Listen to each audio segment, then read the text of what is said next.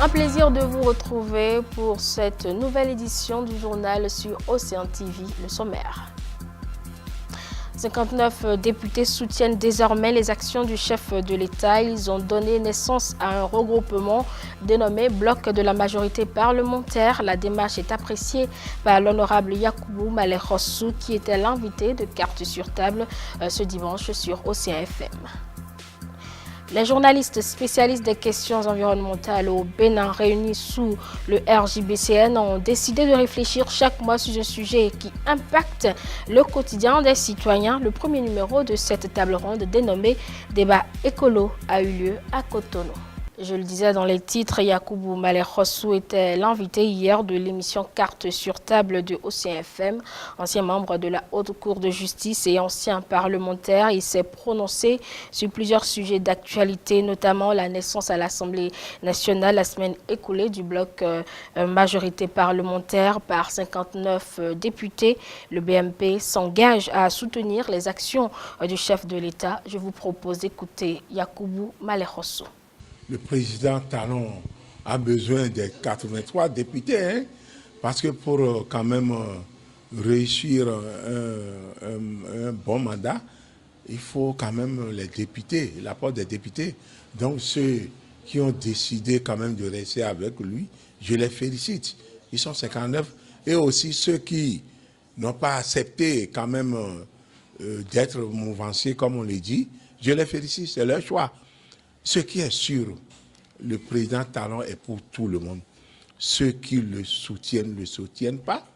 Il est obligé de s'entendre avec eux.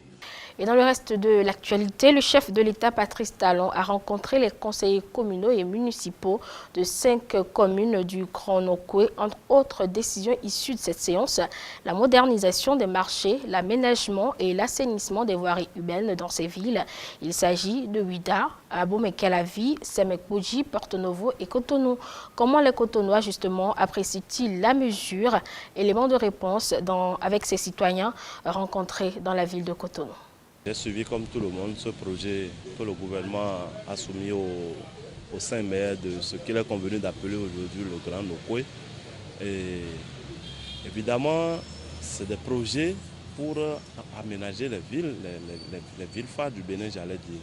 Et de ce point de vue, on ne peut que s'en féliciter.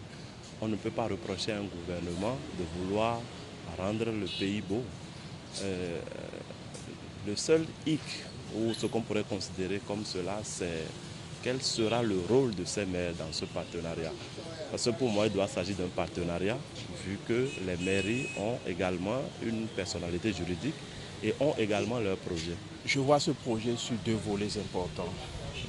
Le premier volet, c'est cet aspect de l'embellissement de notre cadre de vie. Je pense que pour bien penser, il faut aussi vivre dans un bon cadre. Le second volet, le plus important, pour moi jeune d'ailleurs, c'est le nombre d'emplois que va générer ce projet pour le pays.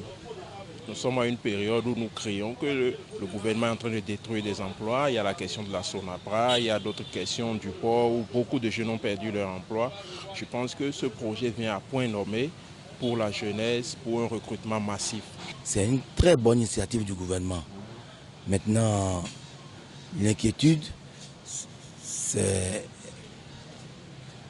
On verra si ça peut être effectivement réel. Et puis dans cette réalisation, il faut aussi que le gouvernement s'attelle à libérer vraiment les fonds qui doivent aller vers les communes.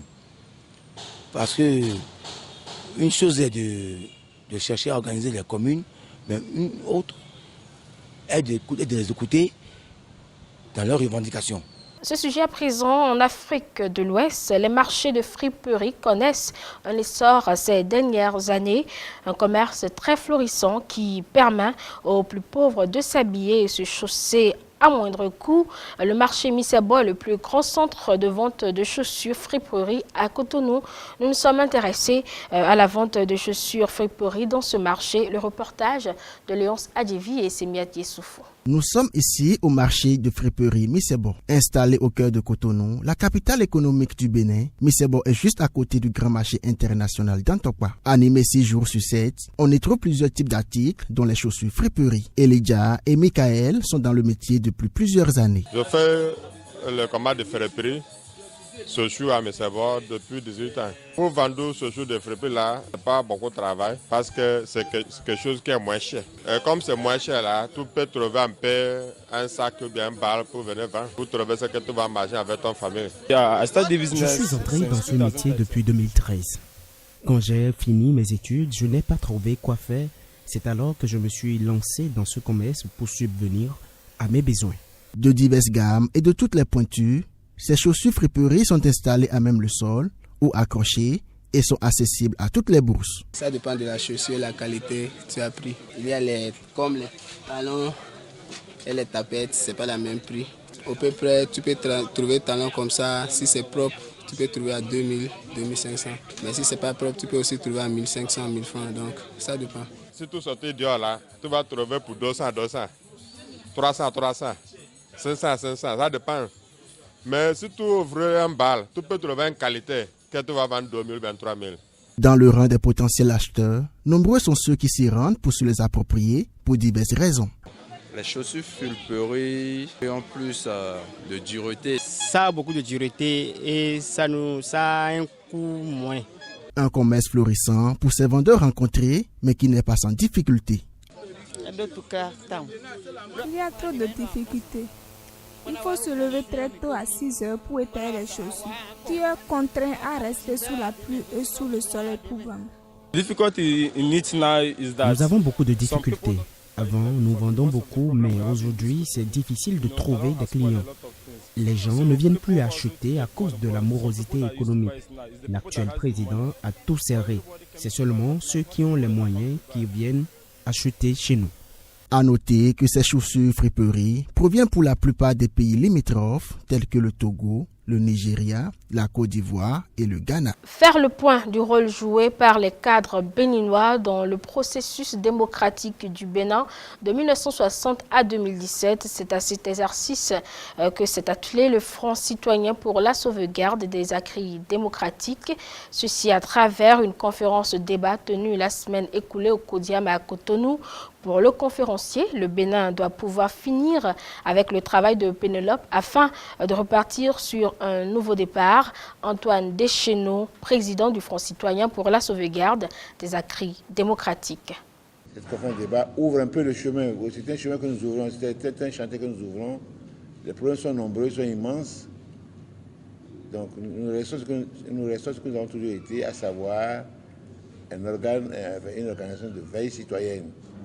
C'est ça qui nous a conduit aujourd'hui à dire que notre position vis-à-vis du gouvernement, aujourd'hui, nous allons le déterminer, nous allons commencer par le déterminer aujourd'hui, à savoir, comme nous l'avons dit tout à l'heure dans le discours introductif, que nous ne voulons pas, nous voulons en finir avec ce tissage de Pénélope. Nous sommes tous plus ou moins des cadres. Donc depuis l'indépendance, les cadres ont agi dans ce sens, ont été en politique partout dans le pays. Quel a été leur apport? Est-ce que le pays a tiré bénéfice? Quand vous entendez les gens parler par-ci, par-là, on dit les cadres ils ont échoué, les cadres sont ceci, sont cela.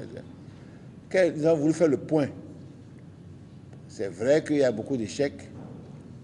Et puis dans les gens, nous avons dit, et aujourd'hui nous avons dit de l'échec que nous connaissons, nous voulons tirer maintenant le son pour l'avenir, donc nous voulons transformer ce échec en succès.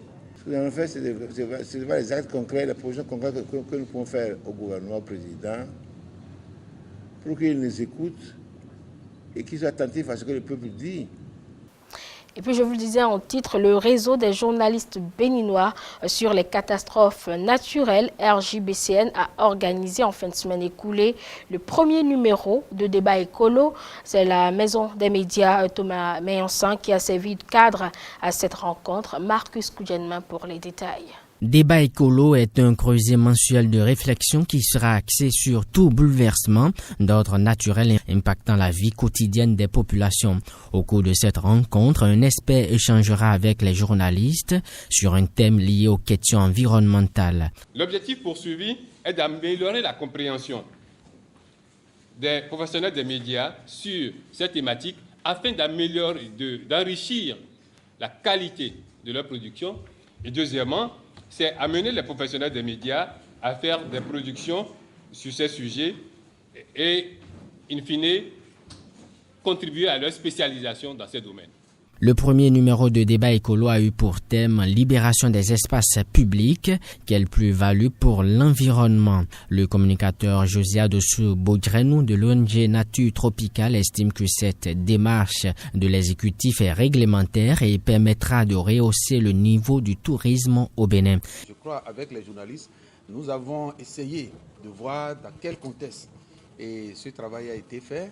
Nous ne sommes pas là pour faire l'apologie du gouvernement, mais nous avons essayé de façon technique à montrer que l'espace public, c'est un espace qui peut être utilisé par tout le monde, et en commençant déjà par montrer les limites pour chaque citoyen en ce qui concerne l'occupation du domaine public. En voyant déjà la devanture de notre maison, c'est déjà un espace public. Et pour nous, il n'y a pas eu du déguerpissement, mais on a essayé d'amener chaque citoyen à reconnaître ses limites et ses droits sur ses limites. Et non occuper l'espace public parce que, pas tous les temps, c'est qu'en occupant ces domaines publics, on crée des problèmes au niveau environnemental et c'était un crime qu'on commettait. De façon silencieuse, il y a beaucoup de gens qui ont été victimes du fait que des gens sont installés sur la route, devant leur maison, ils ont mis des baraquements qui ont obligé des gens à se retrouver directement sur la chaussée. Ça a créé des accidents, ça a créé des embouteillages, ça a créé beaucoup de dommages pour les gens. Il a aussi sensibilisé les journalistes sur leur rôle qui devrait permettre à faire du Bénin un pays beau et prospère. Et c'est sur ce dernier élément que se referme cette édition sur Océan TV. Merci de nous avoir suivis et retrouver ce journal sur notre plateforme océan-tv-matinale.info.